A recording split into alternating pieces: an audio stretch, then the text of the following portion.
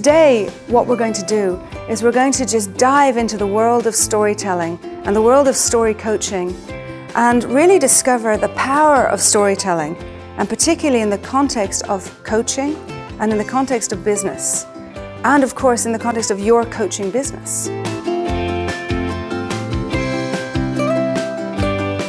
So I think the biggest challenge, the really biggest challenge that we have is actually twofold. Firstly, it's about articulating what it is that you do, being able to talk successfully and powerfully and in a compelling way about what it is that you do.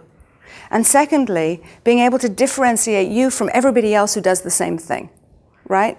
So we're all in a situation, no matter what you do, there's lots of other people who do it too. Some of them do it better, some of them don't do it as well.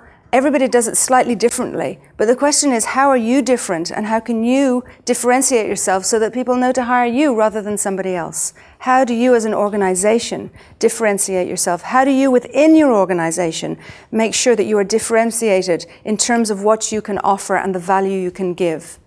So you don't become your title, you don't become your role, but you become something much, much more than that. And part of that challenge and the opportunity is that how do we deal with this generation of, I call it the ADD generation, you know, the attention deficit disorder generation, where we are so distracted. And if it's not distracted by the challenges and by the economy crashing and by the, you know, the security issues, no matter where you live, we're being distracted by our iPads and our iPhones and the next latest app and the next edition and, you know, all this stuff. So in that world of such distraction, how do we stand out? How do we make a difference? How do people remember us? And of course, you know what I'm going to say. Story coaching is the answer, you know.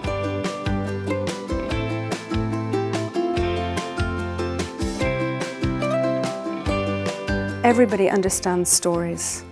We all do. We all grow up on stories in some form or another.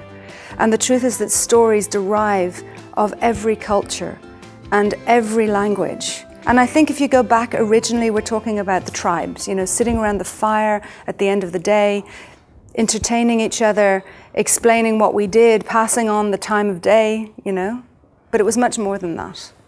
Because it was also the way in which people ensured that the next generation understood the ways of the tribe, right? So the next generation gets to understand their place in the world by the stories that are being told. And if you think about it, isn't that what we all want? To understand our place in the world? And isn't that how we understand our place in the world? By the stories that are being told around us? Stories are around us because we talk in story. So we're talking around the dinner table, and we're talking on the telephone, obviously, and we're talking in Facebook. And there was an argument recently about, can 140 characters of Twitter comprise of a story? And I believe it actually can. So the story's everywhere.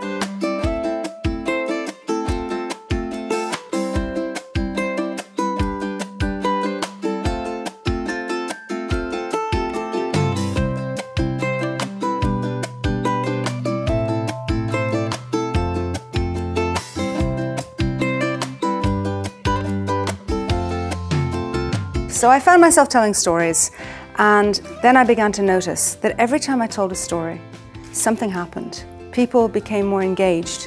People interacted differently.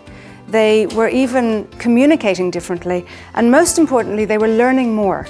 So they were actually retaining the information more because I was telling stories. That when you told a story, people listened, and people heard in a different way. And the messages that were embedded in the story became very clear. And this may be a little bit abstract and hard to grasp, but people would get what they needed. So they could hear a story differently at a different time, depending on what they needed at that time.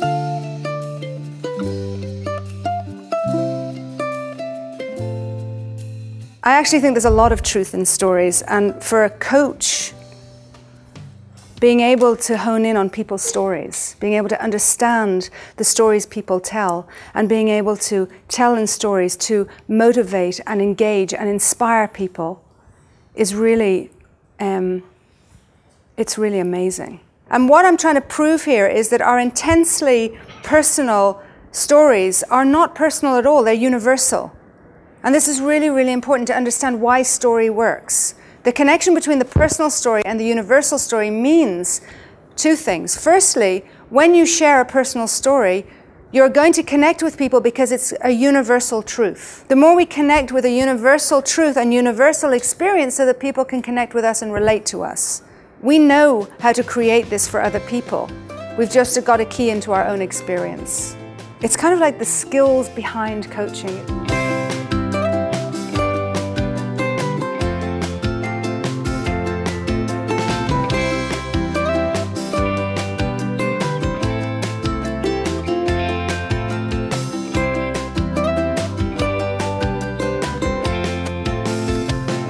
And then the third part of story coaching is really about, I call it business development, but it's about your own presence in your organization or in your own business and how you are telling your story. So it's not just branding. It's not just about, how does it look on my website or what words do I use in my flyers or in my emails and my invitations, but it's more about your own presence in your own business. What do I stand for? What message do I give? What are my core messages that I'm sending out? What am I trying to do? And how do I connect to that in a very personal way?